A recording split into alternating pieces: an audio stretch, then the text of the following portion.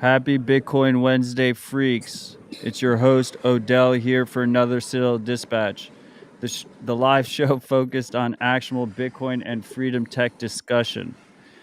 Before we get started, I want to do a huge shout out to all the freaks who continue to support the show and keep it ad free and sponsor free. You guys make this show happen. So thank you for supporting me with Bitcoin. The easiest way to do that is citadeldispatch.com/donate. You can donate via on-chain or Lightning. You can leave a message attached to your donation. You can attach your Twitter account to it if you want to climb the leaderboard, or you can donate anonymously. You can also support the show using Podcasting 2.0 apps. You simply search Citadel Dispatch in one of those apps, press the subscribe button, choose how much sats per minute you think the show is worth. It streams directly to my node. You can also, through Podcasting 2.0, do something called boostograms, where you attach a message to a set amount of Bitcoin, and I read out the top 4 boostograms from the last episode. Last episode was yesterday, and we already have a bunch of freaks supporting the show, so thank you, freaks. We have Eric99 with 50,000 sats saying great rip.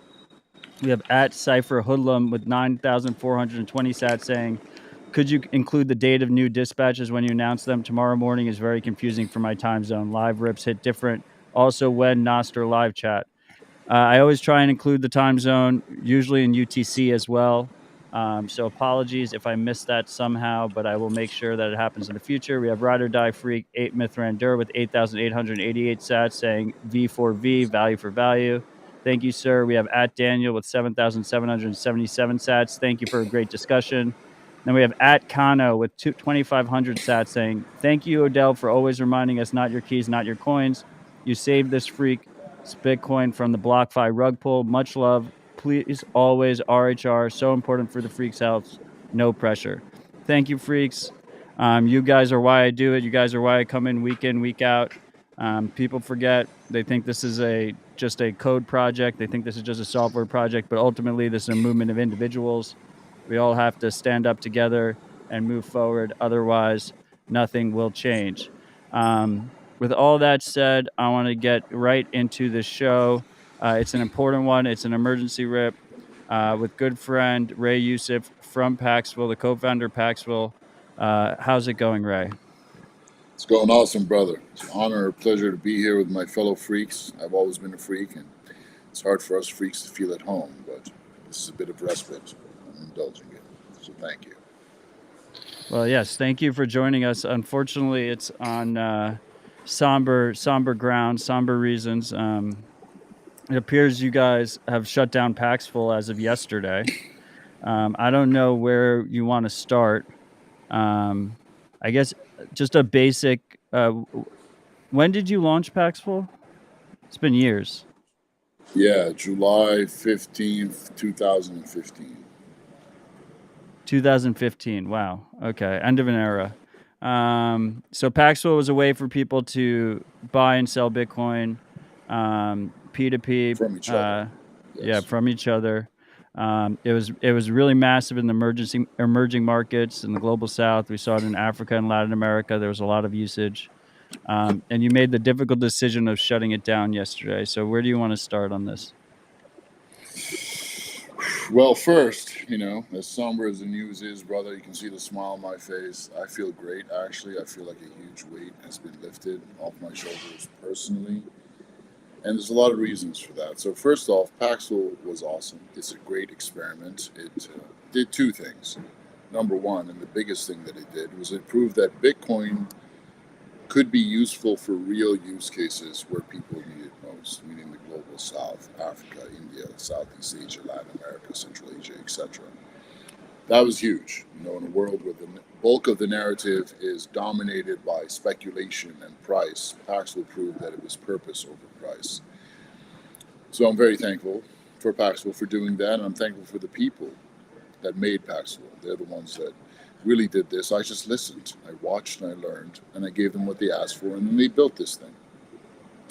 Remittances, payments, etc. They proved it all, particularly the peoples of Western Africa. To give a big shout out to Nigeria, their hustle and business acumen is absolutely legendary, and I learned everything I know from them. So that's a huge win right there. And as peer-to-peer grows, and believe me, it will, and we will get into that, the narrative will come into proper like focus. It'll be not about speculation. It'll be about real use cases and how Bitcoin is the clearing layer for all world commerce. The promise of unstoppable free markets. The one thing that will the world and make it even. That was the thing it did was south. It made these places for Bitcoin and allowed us to give off of. How this happened? How do you get Bitcoin in, get money out? Because those broken systems, corruption, etc. No one wanted to take that challenge up. 8 years ago, I started saying, hey, Bitcoin is really good. It's going to blow up in Africa and the global south. And everyone laughed in my face and said, these Africans only make $2 a day. They're not going to be able to figure it out. What need do they have for it? Fast forward to the future, Nigeria is leading the entire world in Bitcoin adoption. So how did that happen? It happened through a hack, and I am a hacker. I've always been a hacker. I've been a serial entrepreneur for over 20 years right now. Started in 1999 when I got my first computer. Yeah, I'm a geek, but I started late. And basically what I did was we had to get Bitcoin into Nigeria, right? And I focused on Nigeria because there was tremendous acumen there and hustle amongst the youth especially. And I saw that when I went there, and I also learned about the problems that they had. So I had to get Bitcoin into the place. How did I do that? I showed them how they could hustle gift cards, just get paid with a gift card for any work they're doing, virtual assistant work, whatever. And then they could take that gift card and sell it to someone in China for a discount, but they would get Bitcoin. And $60 million a week started to flow through that one corridor between Nigeria and China. And from there, it spilled out to the rest of Western Africa, the rest of Africa, and the rest of the world. So that one hack accomplished a tremendous task. Fast forward to now, what happened that Paxful had to go down? So I gave 2 reasons on the website. I said there are regulatory reasons, right? And there is a big part of it. Paxful had 1/4 of its team was compliance. Out of 400 people, we had over 90 people that were doing compliance. Wow. So we were bending over backwards to please these regulators. But as you guys can see, there's really nothing you can do that will appease these people. They are not about inclusivity. In fact, American compliance is utterly racist. They'd want to know what's up with these gift cards. What are these Nigerians doing? And they weren't just viewing things with a bit of suspicion, which is understandable. They were viewing things with actual disdain and apathy. And it's kind of like the Matrix, right? Yep. You talk to these people and you say, yeah, I'm trying to help people and help humanity get ahead. And you see, it's like some kind of alien took them over and they become Agent Smith, right? And they are completely against you. Like, where the hell did that come from? So you guys know Coinbase is not even able to appease these people, right? And look at them. And we've been as compliant or more compliant than Coinbase. And if you look at my Twitter feed, you'll see every single day, brothers and sisters are complaining, why were my funds locked? You guys have you didn't even give me a reason. You suspended my funds for no reason. American compliance, every transaction has to pass through a filter. And the threshold for something being suspicious is very low, right? Everything is considered suspicious. And we have to suspend those funds. We don't touch them. Ray's not on an island sipping martinis. Ray drives a Mini Cooper, believe me. But we have to suspend those funds, and we have to do all this paperwork, process these suspicious activity reports, and it can take months. And then we have to wait for the regulator to get back to us and say, hey, can we release these funds? And they often take their sweet time. And meanwhile, even a CEO, cannot overrule a compliance decision. KYC is another huge pain in the butt, right? How do you KYC someone that has no ID? We can't. How do you KYC someone in Nigeria that only has a paper voter registration card if they're lucky, which none of the KYC providers can read? This is a huge problem that plagues all fintech companies from serving the global south. And Uncle Sam doesn't care. We spent a fortune. For example, you might have heard early in the year, we released $2 million of suspended funds. To release that $2 million in suspended funds, we spent $6 million in compliance fees to process all of that paperwork. Can you imagine? Can you imagine that? Spending $6 million in compliance just to release $2 million. That's And that's insane. the game. It is insane. It makes like we had to pull out of Venezuela, not because serving Venezuela is technically illegal. They're not OFAC, but the compliance requirements would be absolutely impossible to serve them. It would make it completely unprofitable to do so, and actually extremely dangerous to do so. And the same reason we had to pull out of Russia, and now I just decided to pull out of everything. But besides compliance, and by the way, I could talk about this compliance vector for a while, but just putting it out there, guys, local Bitcoins didn't shut down because of crypto winter. They ran a far Right. leaner operation than we did. They had like 30 people and did half our volume, right? So you can guess what their profit margins were. They shut down because they're a Finnish company. They were doing business with Iran. They were on their way out. The writing was on the wall. They were living on borrowed time. And indeed, the DOJ has been training local prosecutors in America to bust peer-to-peer traders. You might have heard about how this one fellow who did a trade on local Bitcoins for $1,000. He sold $1,000 worth of Bitcoin to a guy for a bank transfer to his wife's bank account. Apparently, that dude he sold the Bitcoin to was involved in some lottery fraud several hops down the line. Right. And the the man tried to get him and his wife for 35 years. Thankfully, and they had children, right? Thankfully, he only served 18 months in a correctional facility. But that's the kind of environment we're dealing with. I refuse to put people's freedom and their funds at risk. So that was an ethical decision and a business decision and a regulatory decision. But there's another facet to all of this, and that's this lawsuit that I got hit with. And this is where it gets really juicy. And I'm really debating how much I can share here because I take a lot of legal liability personally in doing so, but fuck it, man. That stuff never bothered me. If you're a true freak, you don't care about those kinds of things, right? So my co-founder sued me and the company. And the litigation was so nasty. It was full of mudslinging all on his side. Everything you can imagine. He hit us with a surprise lawsuit on MLK weekend. And So he is this your accused me. co-founder? Yes. Who is? Yes. Okay. Continue. Sorry. Yeah. My co-founder. His name isn't even worth mentioning. No one really knows who this guy is. Yeah, it's the first. I never heard the name before I saw the paperwork. Yeah, he's a degen, bro.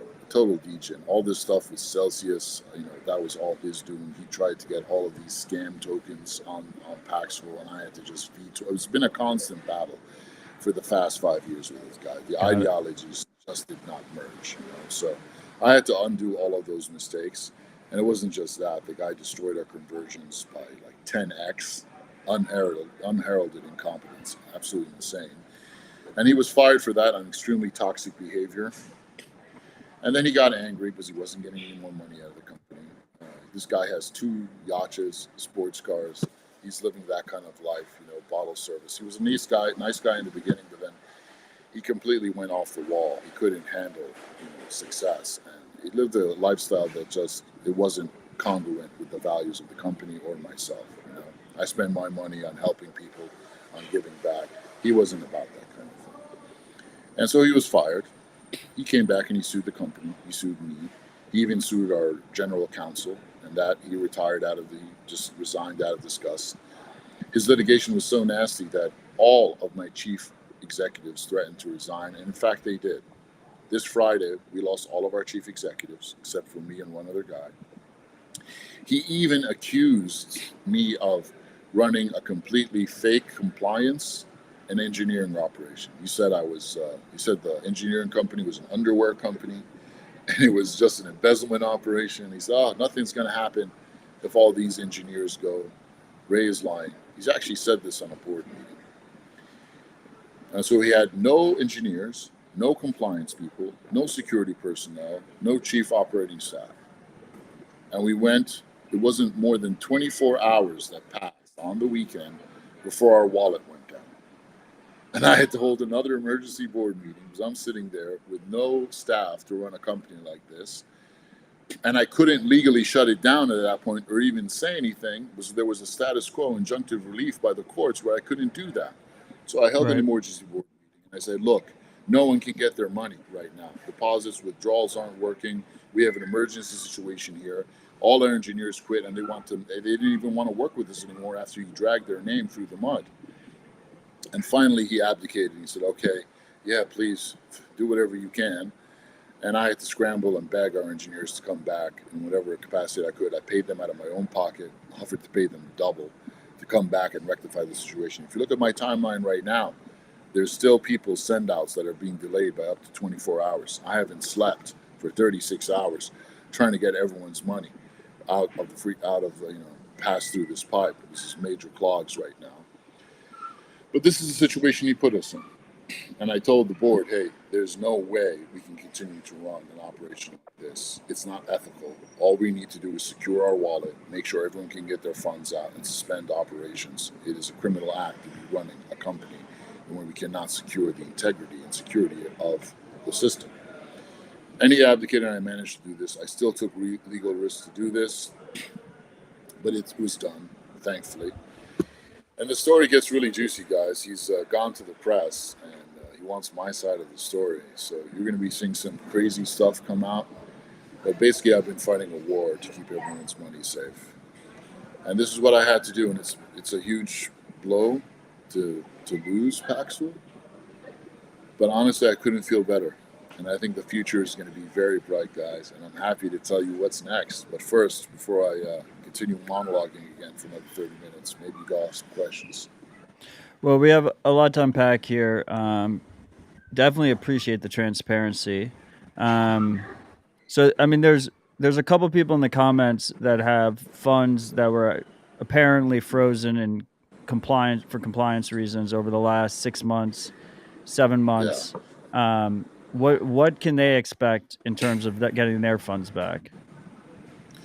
Yeah. So that's a huge problem. So right now, we have people's funds that have been held up to a year. Some people's funds that have been held up to 2 years, actually. And there's various reasons for that. For example, we use chain analysis. I don't approve of that, but that's part of the game in America. Paxful is a Delaware corporation, right? So we have to run all this stuff. Everyone's funds that are held right now, they are not being held for TOS violations. I cancel all those funds. They're all held for regulatory and compliance reasons. A CEO cannot overrule that. So some of those funds we have no choice. If someone was dealing with Noratel or something, it was an Iranian exchange, their funds were suspended. We have to wait for the regulators to come back and say, okay, you can give this money back. We bug them every week. Our chief compliance officer is the last chief left in the company besides me. He bugs them every week. They don't get back to us. There's nothing we can do. I can't overrule that decision. Our compliance team that has been clearing all of these, filing all this paperwork to unleash these funds, they haven't been paid. They're owed almost $6 million right now. My co-founder refuses to pay them. That's the truth. So I don't know what's going to happen with those funds, guys, because the way it's looking right now, there's going to be a custodian that comes in and manages Paxful and liquidates the assets.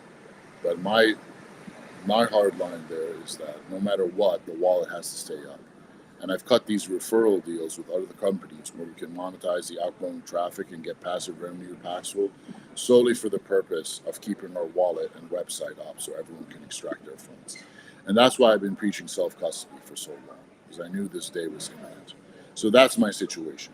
I don't want to resign as CEO right now, because if I do, he'll try to come in and be interim CEO and bring in his own engineers. And that for me is a massive red line, because look, it's a custodial wallet. It doesn't matter who has access to the cold wallets or hot wallets or whatever. Any engineer can go in and change a Postgres database balance update, and they can withdraw all the money. So I'm hanging around to make sure that doesn't happen until this custodian gets in, and hopefully the situation can be handled. So that's why I'm around. I really don't want to be CEO of Paxful. I don't want to be on the board of directors. I don't want to be an employee. I honestly don't even want to be a shareholder right now. The only reason I'm here is to make sure that things go well and the ship gets completely to harbor and everyone's funds are safe. But I encourage everyone right now, take your money off of Paxful. It's not a place that is for trading, so it's not a place you should be keeping your money in any capacity. Yeah, I mean, that all makes sense to me. I mean, you've spoken at length about the compliance hurdles you've dealt with publicly many times. You've been very outspoken about it. I mean, I've had private conversations with you as well, where you're very passionate about the compliance side. I still remember to this day Riga 2019 when you were on stage. Um, I don't know if you remember talking about aircraft carriers, and I was, I've always been historically very anti KYC policies and whatnot, and you've always brought that discussion to the limelight, to the front. I think it doesn't really help people right now to say not your keys, not your coins. But that should be the number one lesson with any kind of custodial failure. That you can avoid this if you hold self custody of your funds and you don't trust a third party. I would you agree that hopefully, however this ends up, those funds that are frozen, are they segregated? Like they're actually are they actually exist? Like, does that money exist? Of course, yeah, of course it Yeah. exists. They are segregated. The regulators decide when those funds were freed up, and the custodian will get Right. all those funds held up. But then, people will have to go to this custodian to get their money, which honestly, Yeah. all Probably never gonna get it. uh, well, it depends on Uncle Sam at that point. Right. Ray Yeah. not If you have have it. to depend on Uncle Sam, you're probably never gonna get your money.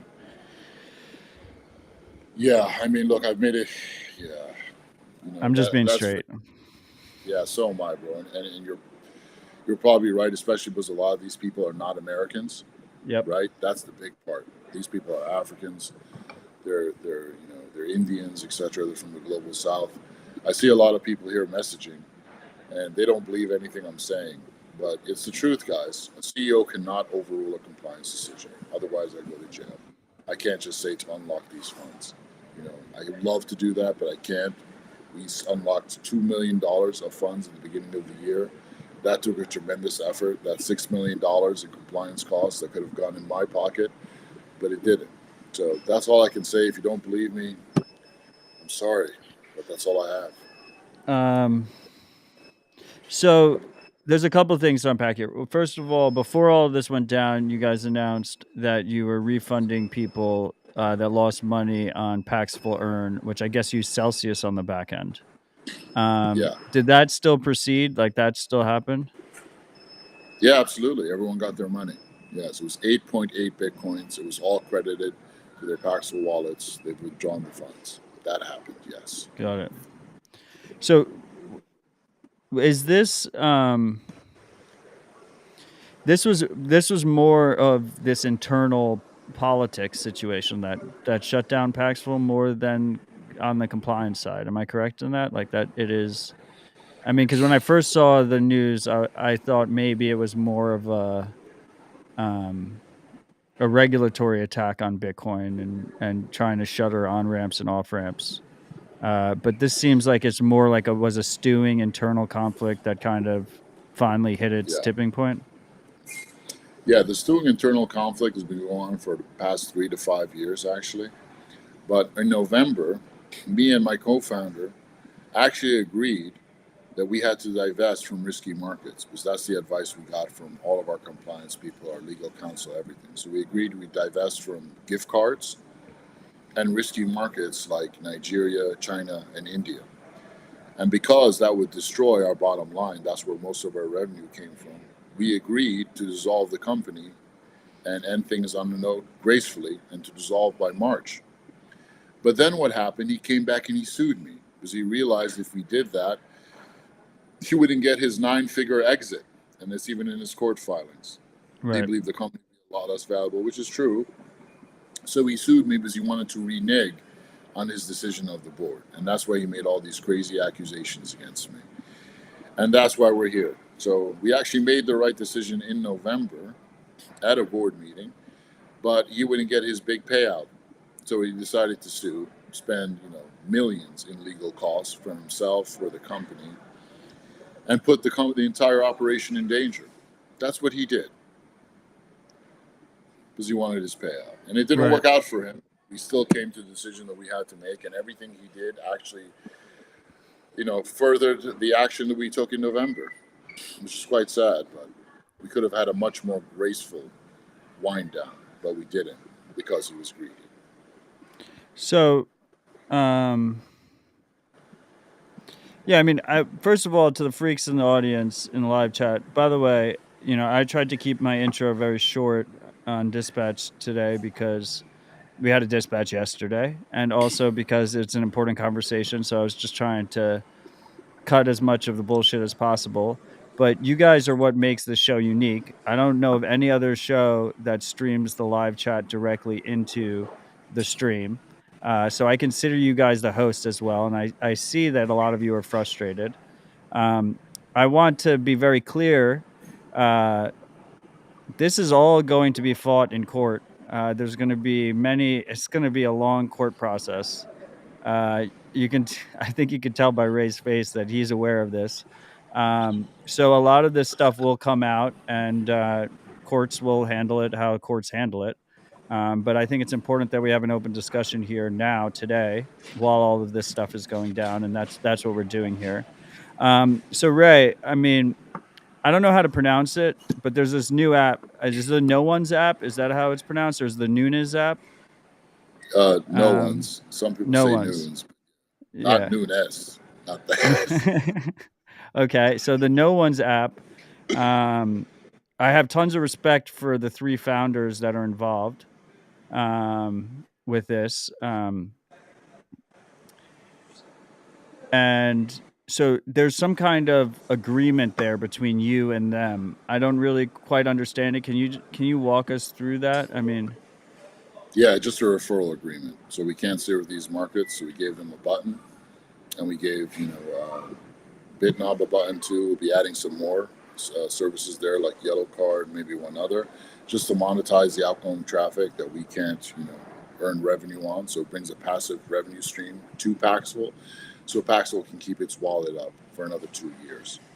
That's my mission. So if these funds do become available, because Uncle Sam says finally, okay, here you go, it becomes available, and people can just withdraw it from the wallet directly instead of having to go through some lawyer.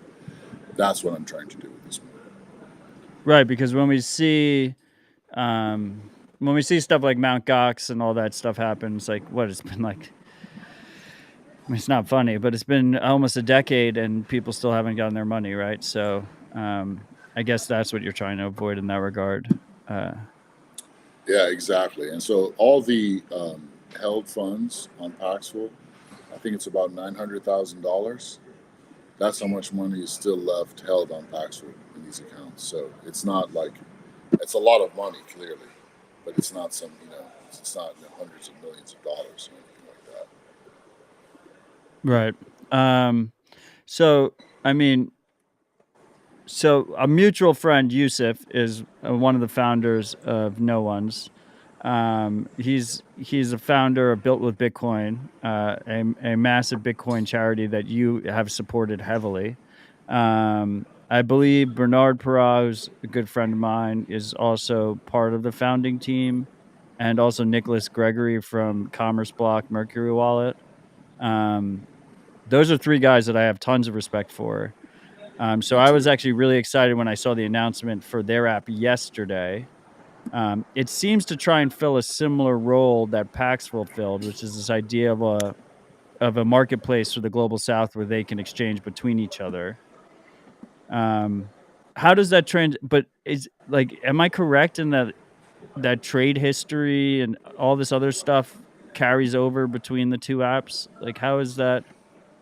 Not trade history, but people's reputations will be Yeah. imported there. We also signed a deal where their KYC information would be imported as well, so we didn't have to re KYC with the integration.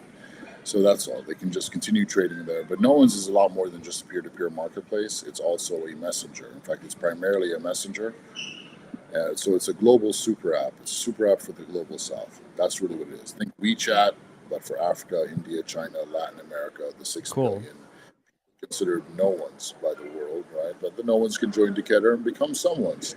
And that's the whole prerogative there. The company has a very unique remit. The goal is 1 billion citizens in the next 7 years by 2030. By citizen, I mean someone that is daily engaged. That is a massive goal. Paxful had 12 million users, and about 2.5% of them were monthly engaged. So, how do you get a billion daily engaged users? Bitcoin is not enough. Crypto is not enough. Even fintech is not enough. The only way to do that kind of daily engagement is with communications and media and peer discovery. And that's what they'll be doing. The plan is to onboard the masses, right, in a way they understand. And it makes sense. Look at how zapping on Damus, on Nostr, is working Right. out so well now. So all that can be taken to a whole new level. And it's an open platform, right? On Paxful, we would ban people's accounts for trading off escrow, right? We'd ban them for having multiple accounts or using the same IP. Right. That's not going to happen anymore in this project. All the wrongs that Paxful had are not going to happen here, especially because it's not an American company.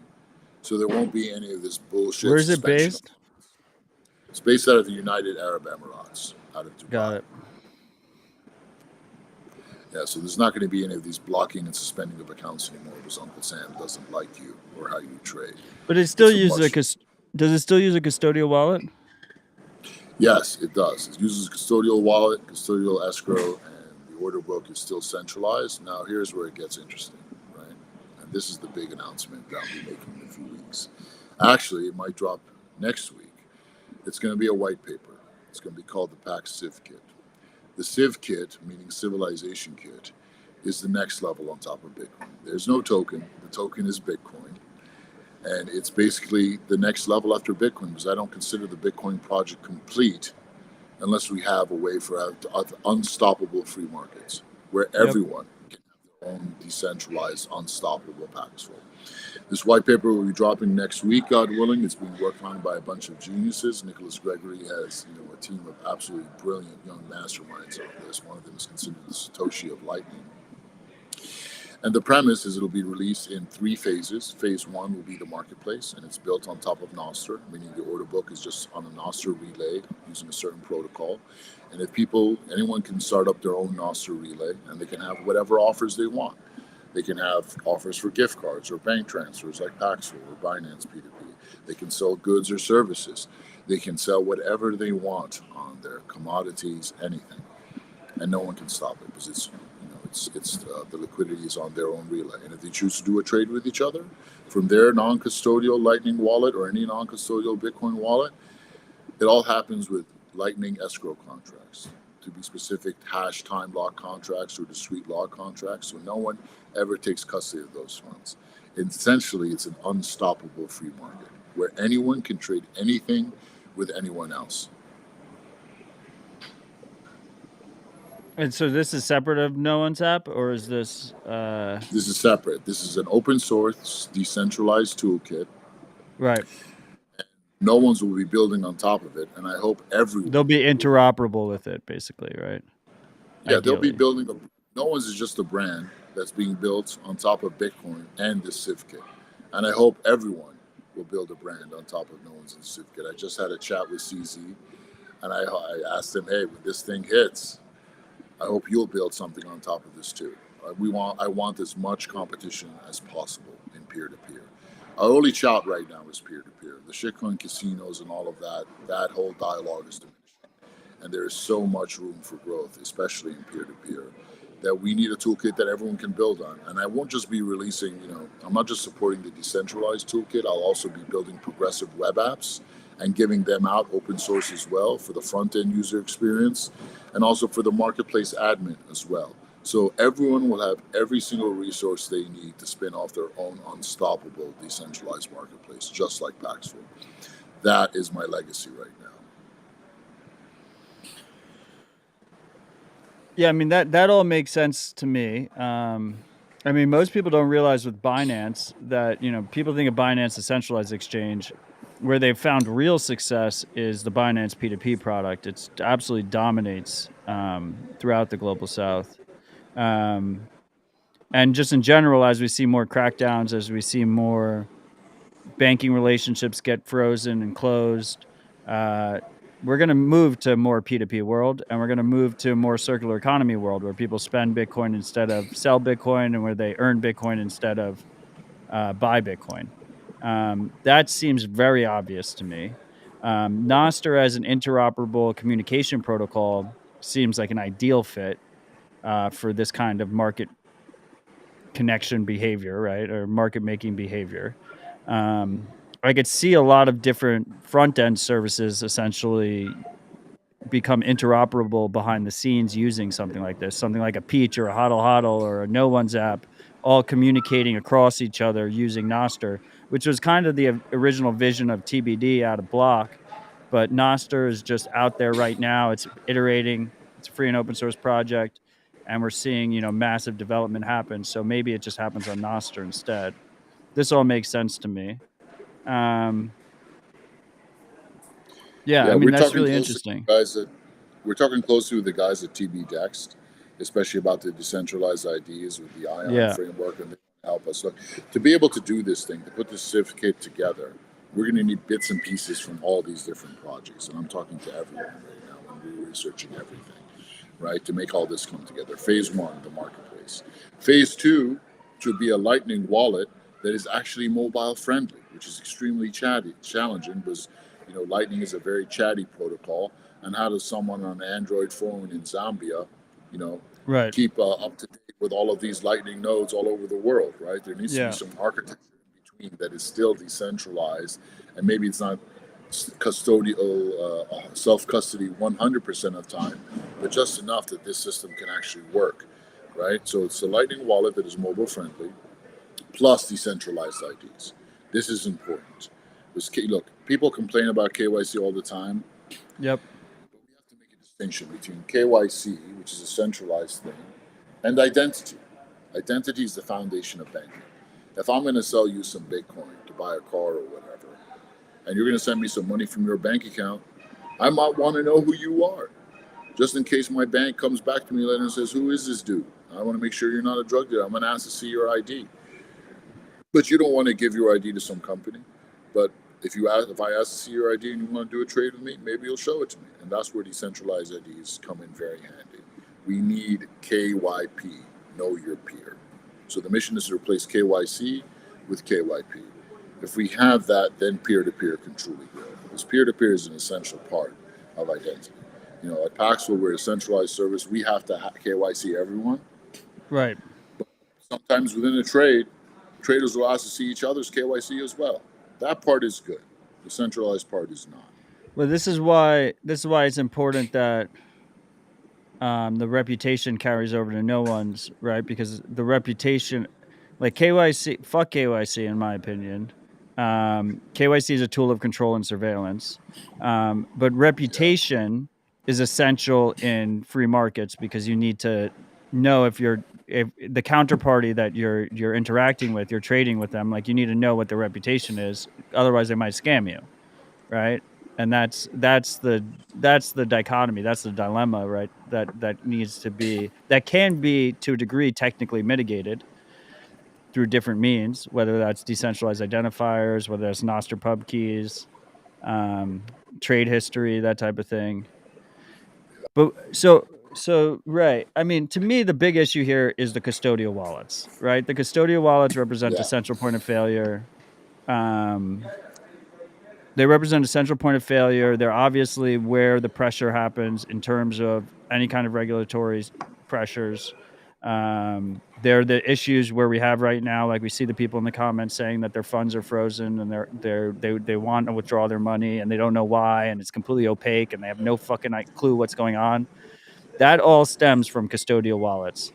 I Yep. wonder, and most people in the world, particularly in Latin America and Africa, and the developing world, they don't. They everything is mobile first. They use mobile phones for everything.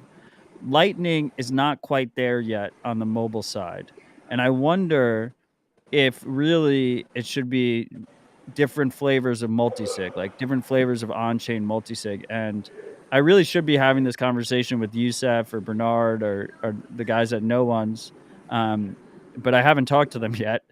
And I'm like, to me, that's where the future is going. Like Hodl Hodl figured that out.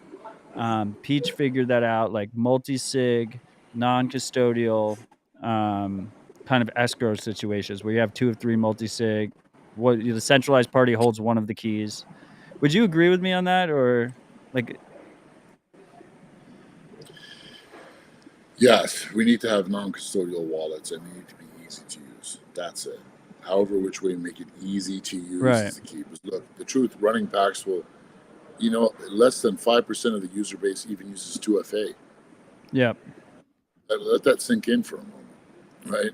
All of our market makers, they use 2FA because they keep a lot of money on there, but try convincing a normal person to use 2FA. It's a huge pain for them. They don't want to do it.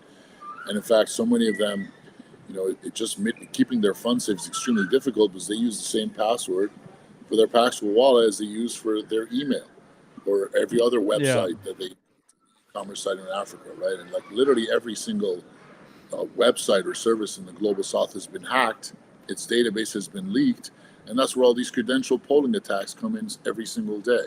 So making this easy is the challenge. It's a tremendous challenge. Hodl Hodl Peach has done an amazing job.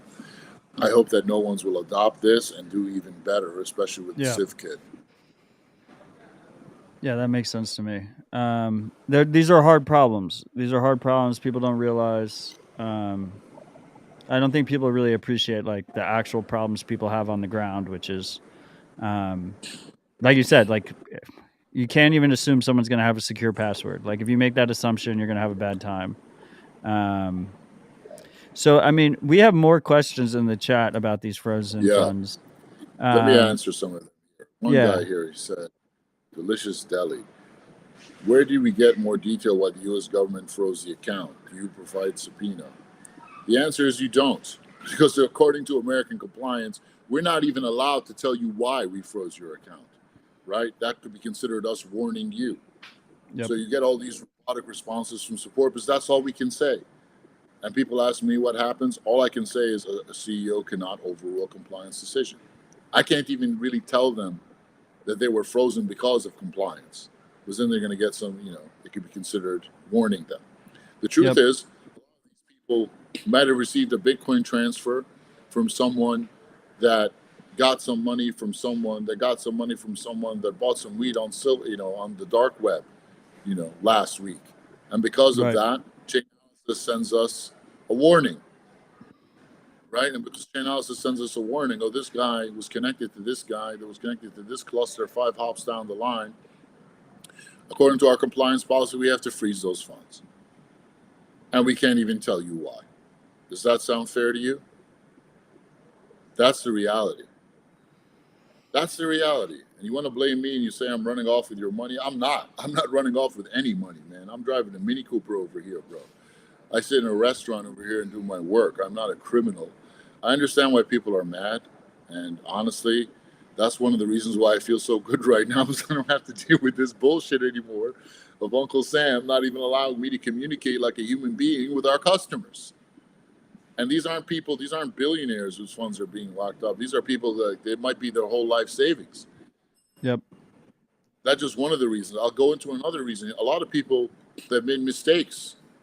They've sent, BSC or Tron to ERC20 or this to that on the wrong blockchain. Some of them sent a lot of money, right? Why can't we, like, Ray, you stole my funds. Is how no, those funds are still on the chain. I don't know how to get to them. Our engineering team, we'd have to, do a whole project, write a bunch of scripts, start harvesting all that money going. We're not set up to do that, especially now that we don't even have any engineers. So no, I am not running away with your money. It's still on the blockchain. You can check it there. These are the operational realities on the ground. You can look at my timeline. It's really painful when people come out here and call me a yep. crook. I'm not taking anyone's money, guys. These are the operational realities. I don't know of any. I would love to, get a bunch of engineers in here, run the script, and go harvesting all of those mistakes on the blockchain and give that money back to the users. That was actually part of the plan before I lost all our engineers. Sorry, I don't know what to say, guys, but I am definitely not stealing anyone's money. This is just the pain of dealing with an American company. In fact, anyone listening here, I encourage everyone not to start a company based in America and not to serve American users. So us Americans are shit out of luck. Too bad, man. Time to get a new passport, homies. That's what I say. I mean, I can definitely confirm that what you said about not being able to tell users why their funds are frozen is absolutely true. I know many people It's who run regulated Bitcoin businesses, and it's the very unfortunate reality. Um, it's quite frankly, it's absolute bullshit, but that part is completely true. it's it's Um, criminal, honestly, but it's not me that's the criminal here, guys. we have we have Brent Droid asking in the comments, did you accept deposits while withdrawals were frozen? I mean, your deposit. If someone sends money to your Bitcoin address and your account is frozen, how could Uh, we not accept that? Are we oh, supposed to that's what just he's ignore? referring to. Because withdrawals Yeah, are open right now.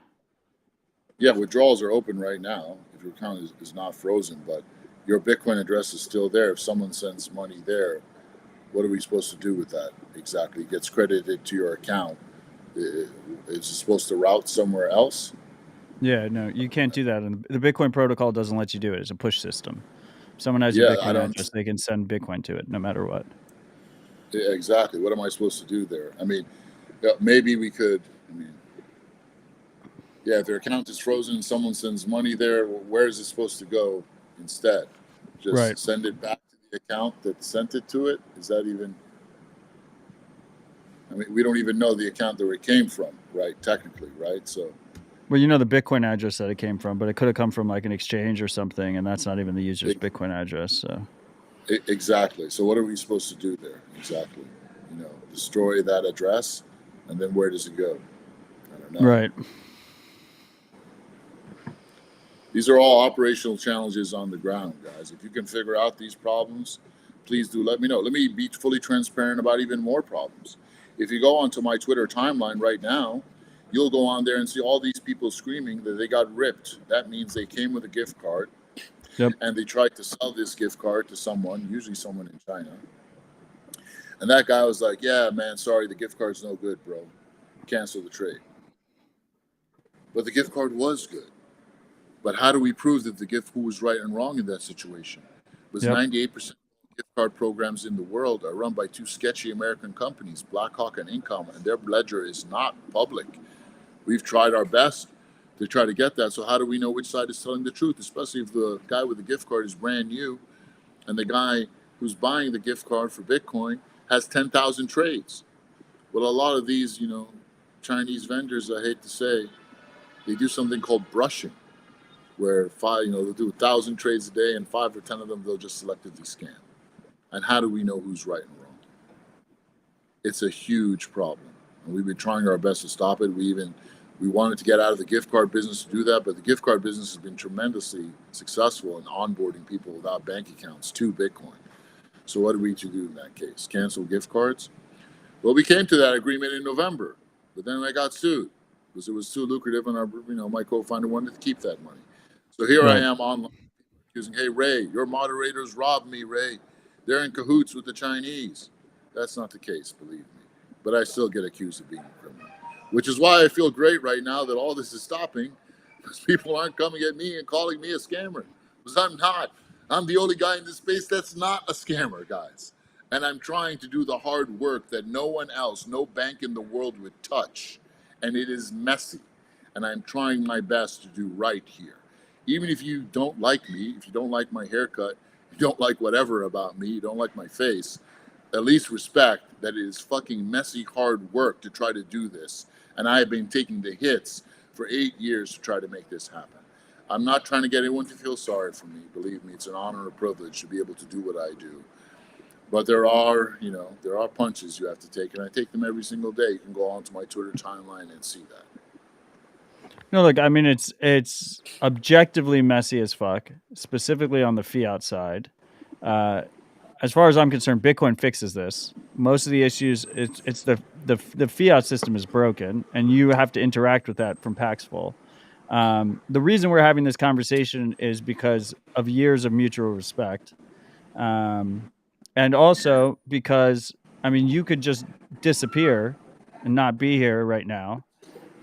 So I applaud you for being as transparent as you have been. Um, I mean, I have no idea where you're located. You could just,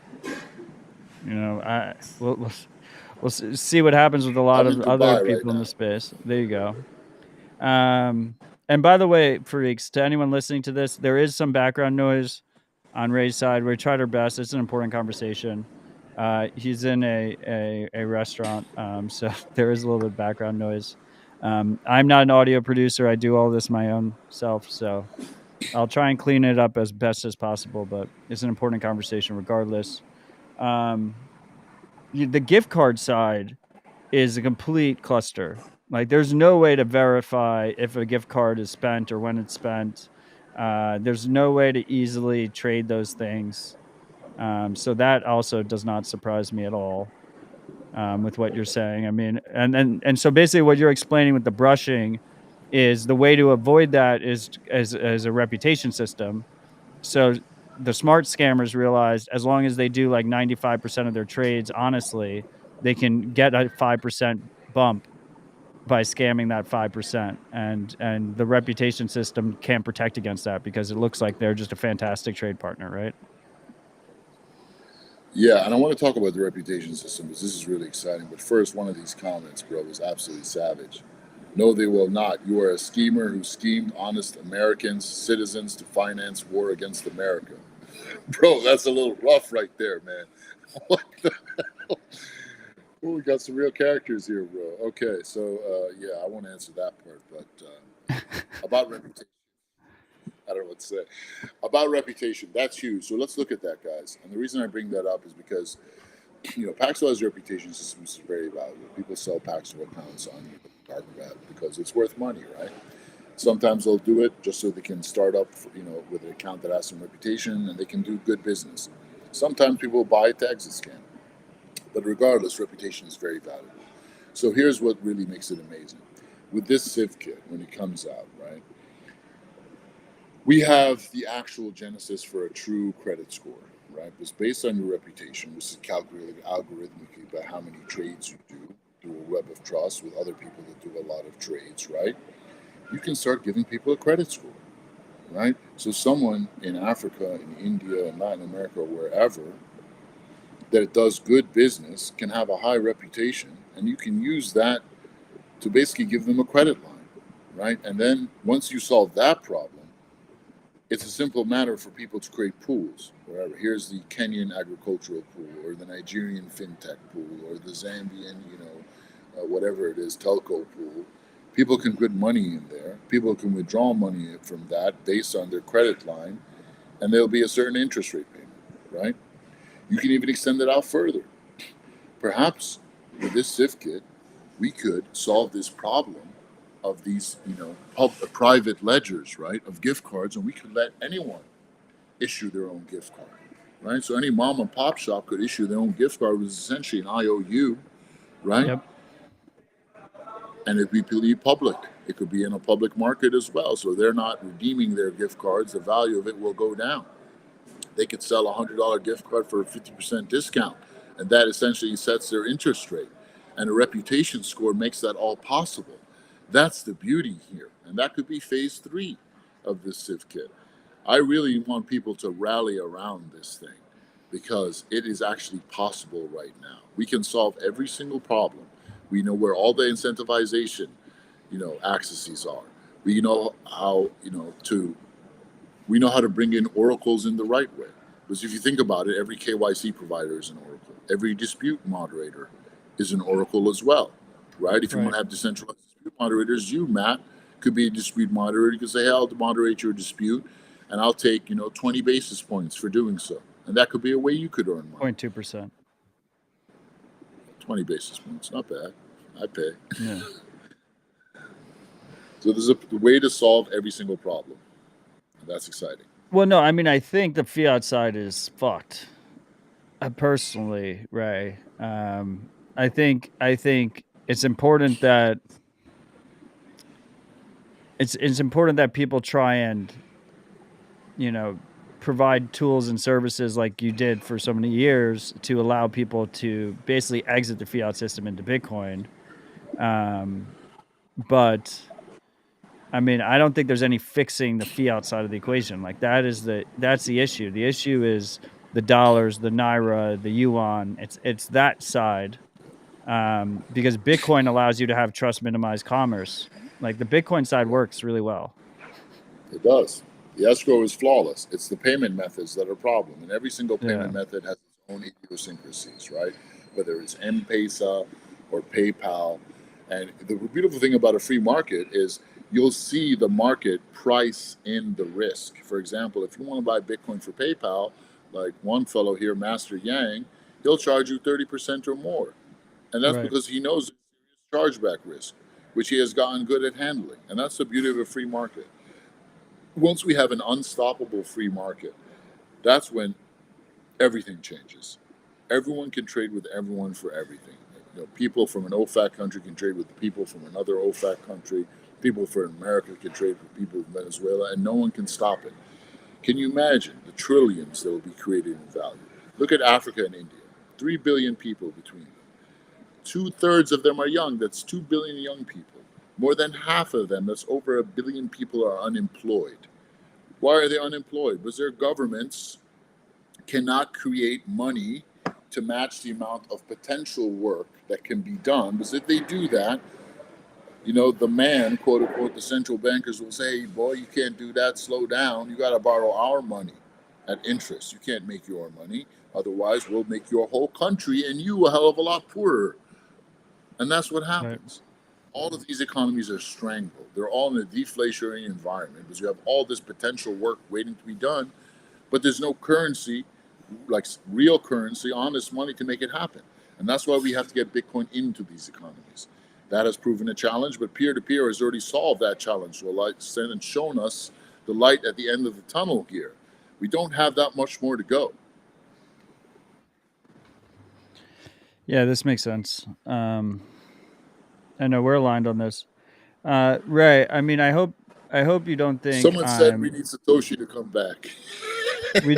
we do not need Satoshi to come back. Satoshi fucking crushed it walking away. That's right. Satoshi might be here with us today, under a different NIM, and that would be beautiful.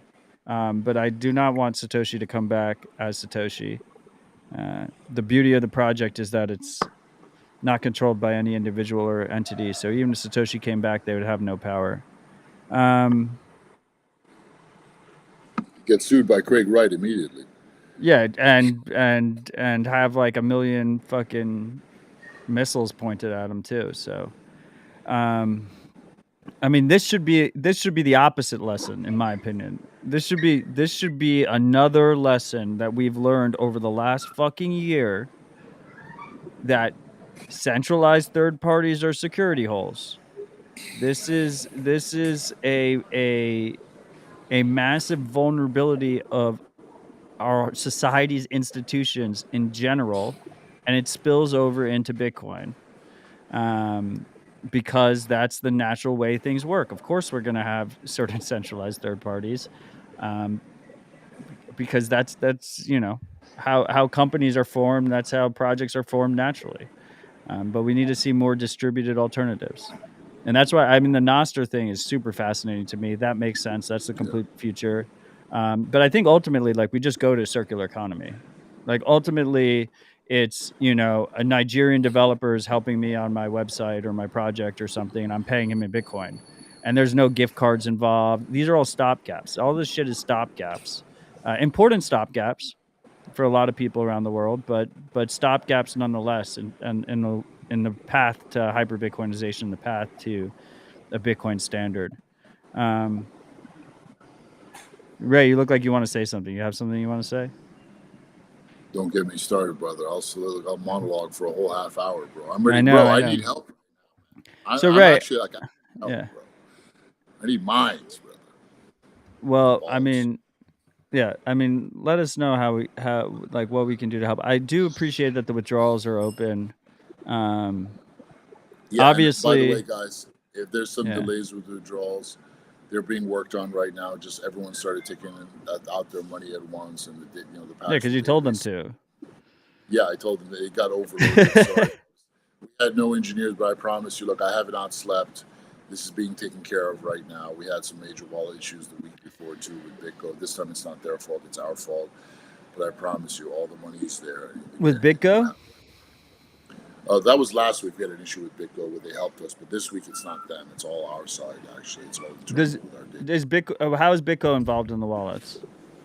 We use Bitco and Fireblocks for our wallets on us. We use Bitco for the Bitcoin, and we use the Fireblocks for the USDT and the Tron. Oh, the shit coins. Yeah. Well, stable coins, yeah. Well, the stable coins that run on shitcoin networks. Yeah, yeah, Okay, so I mean, if you're listening to this conversation, I think this should have gone without saying, but process like put your withdrawal in at Paxful. Hopefully, it will get processed in an orderly manner and yeah. soon. It sounds like it will. I think we can all confirm that Ray has not slept. It's pretty obvious from my point of view over here. Was it the hair, Um, bro? it's the whole vibe, Ray. It's the whole vibe is quite obvious. Um, I I apologize for the vaping. I just need the nicotine right now. You're good. Whatever. It doesn't matter. Just get people their money. Well, I think we need to bring this up because it's interesting, and like we'll see how the cards fall and how everything falls, because this is gonna be a long court process, especially all those frozen funds that people are talking about. Like nothing happens quickly in fiat world. Like this is gonna be a long, long, long process.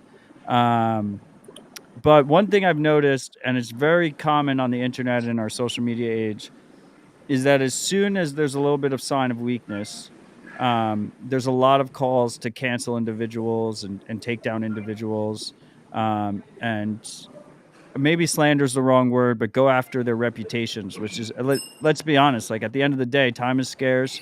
Like what do we have besides our reputation? We have our Bitcoin, we have our family, we have our reputation. That is the ultimate.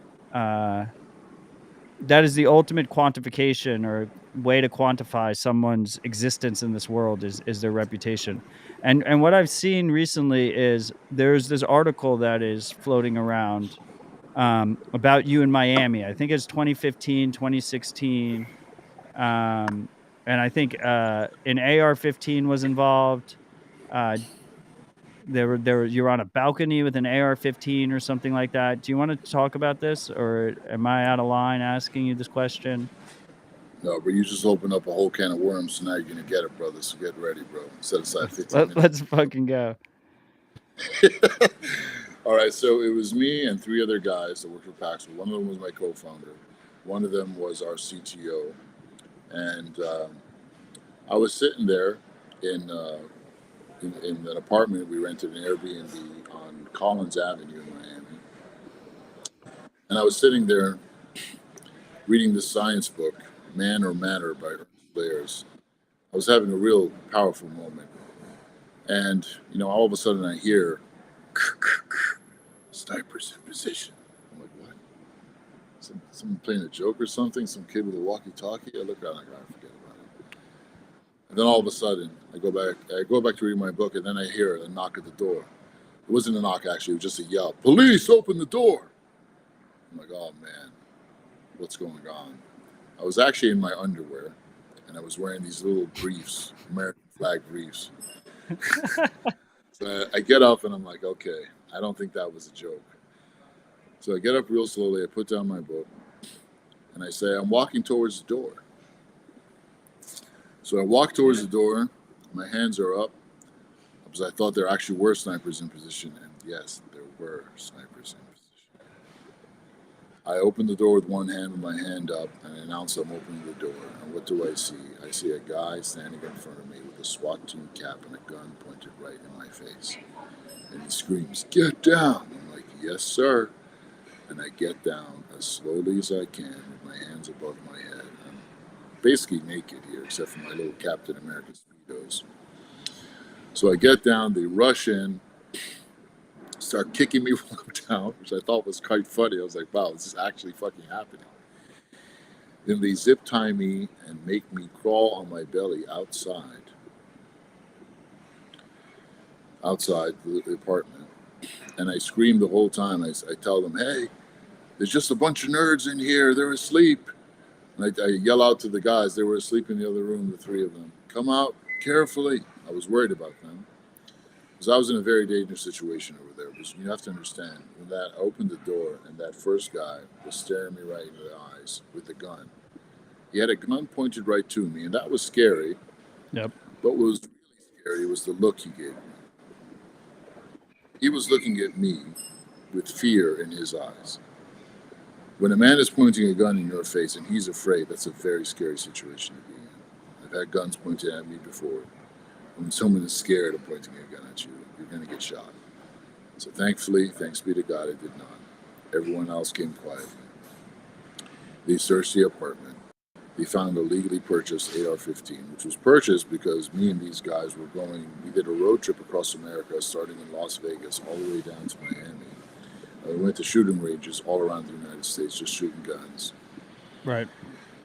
And one of the guys bought a gun, and we were going to go the next day to be trained to a shooting range by, I forget the guy's name, Mark Cohen or something, former SWAT team officer, actually. And we thought it'd be a good investment. They confiscated that gun. They took us all to the police station, which is right across the street behind Collins Avenue. They interrogated us all. And I was wondering what happened. So finally, they let us out. That was hell, though, trying to get someone to bail us out of there. We went to this one correctional facility, which is considered one of the worst in America. We were there for 8 hours. By some miracle, I managed to get through to my friend to get us out. And it was hard because all we had were these numbers. I didn't remember any numbers in this smartphone age. And I had to beg this bail officer to reach out to my friend on the internet and that he could help us. And I was telling him, yeah, I'm not broke. I can pay you. It's like everyone says that. Anyway, my friend actually got us bailed out. They let us out onto the street with no money, no phones, no computer, no ID, nothing. Here's what happened. My co-founder and that former CTO, the guy with one eye, these clowns got on the roof. We were on a penthouse. They were outside walking around, posing with the AR-15 with baklavas on their head, taking Instagram photos. And someone from a lower floor caught one of the pictures and sent it to the media. And bro, it looked real scary. It looked like a guy on, you only saw from the waist up a guy with a roof with a gun like this with a baklava on his head. And what can you imagine what happened? This got to the cops, did the background check. They saw me there with a Semitic name and a bunch of Russians, and they're like, fuck, it's Muslims and Russians with guns. And he came in, gangbusters. They shut down 2 city blocks. They actually had snipers in position because these 2 fucking clowns decided to be posing on the fucking roof with an AR-15 and baklavas, thinking they were fucking Rambo, bro. Holy shit. And dude, all the charges were dropped. It was just a bunch of fucking bullshit. It was the media that started it up. Right. And everything was dropped, a month afterwards. But, it was one of the scariest times of my life, and we had to recover from that. And I've been running from one contingency to the next for the past 5 years with my co-founder and these guys. You have to understand, I started Paxful when I was homeless, bro.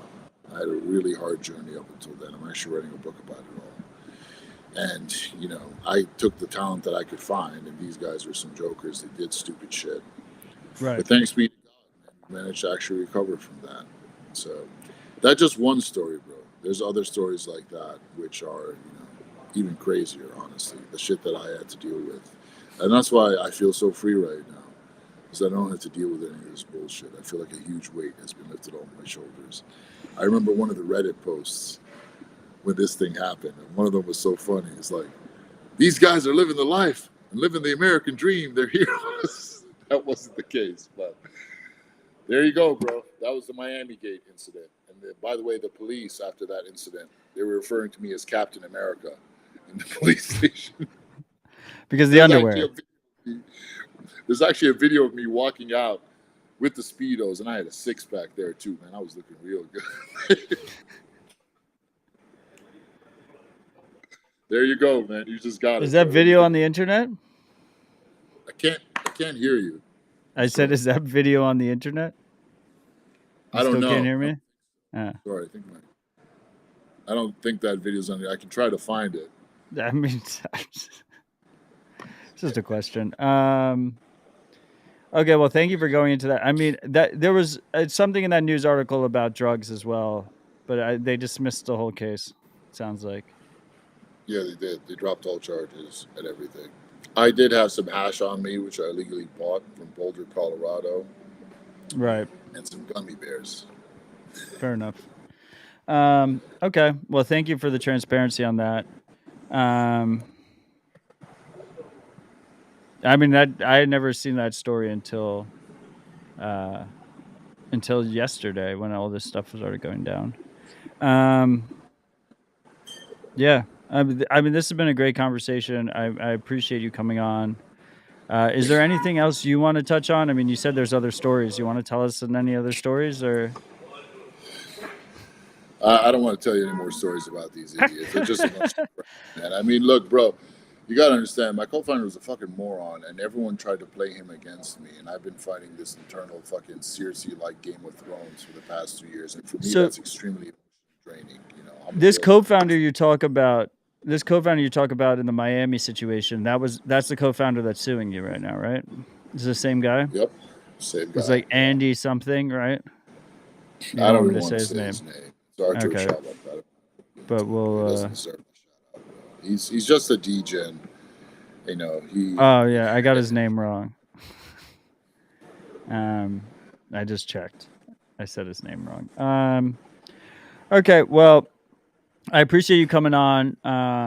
Do you have any final thoughts before we wrap up this show?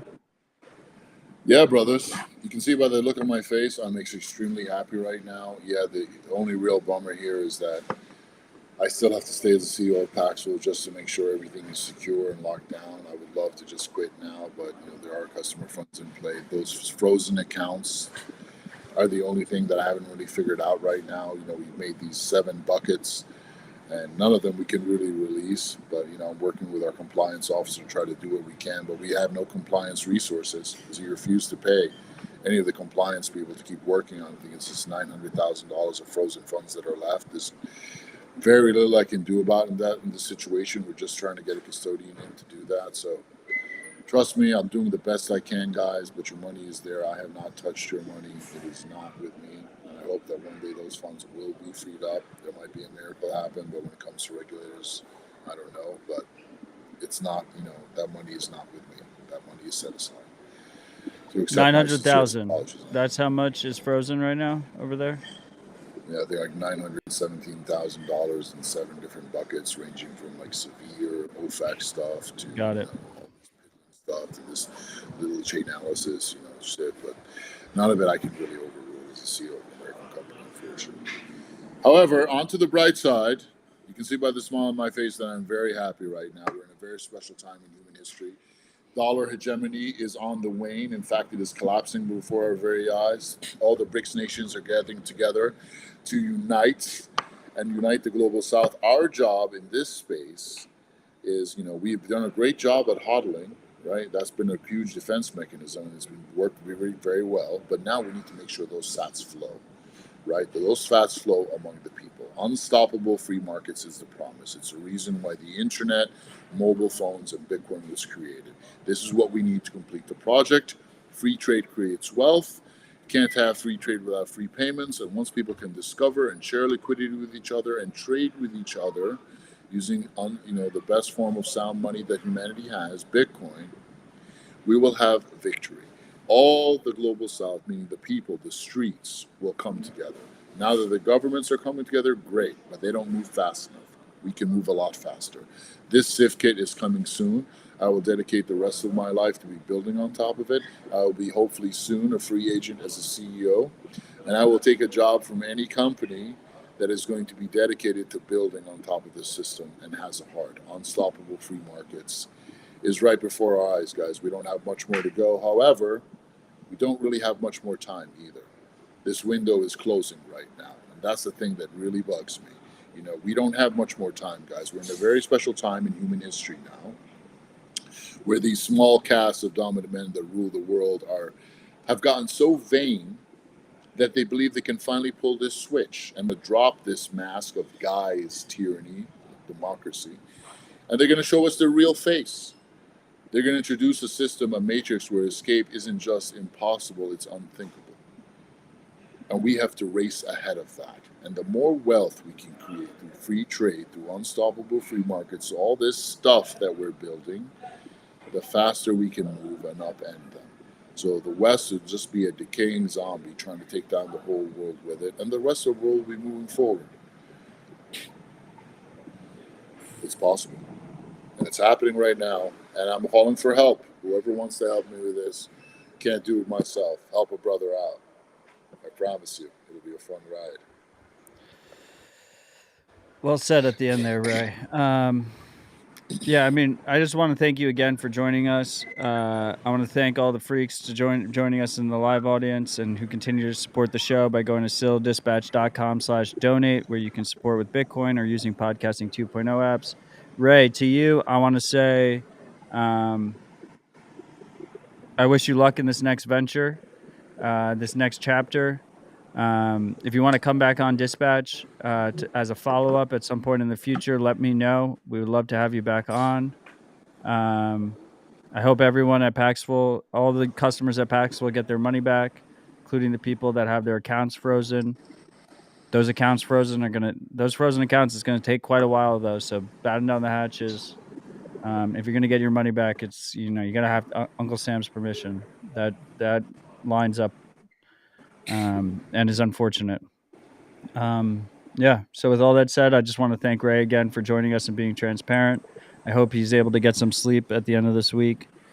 And to everyone who's had trouble with this whole Paxful situation, I hope you start to realize that it's up to you. It's up to you. I know I'm not trying to victim blame. I don't want to be the person who's telling people that lost their money that they have to figure things out. But it's up to all of us to take our own future into our own hands and learn how to use Bitcoin in a freedom-oriented way, to learn how to hold your own keys, learn how to use your own node, constantly be humble enough to realize that we can improve our skills and get better at using this new technology. Because no one is going to save us. There's no one out there will save you. We have to save ourselves. That is the only way forward. Our institutions are corrupt. They are broken. This whole system is completely fucked up. And fortunately, there's freedom tech to give us hope. But you have to use the tools. You have to figure out how to use the lifeboat. No one's going to push you on the lifeboat and guide you to safety. You have to figure it out yourself. And if you're ready to figure it out yourself, I'm here to help you figure it out. And until next time, I love you all. Thank you, Ray. And stay humble, stack sats. Cheers. Thanks, Matt. No one's going to save us. Indeed.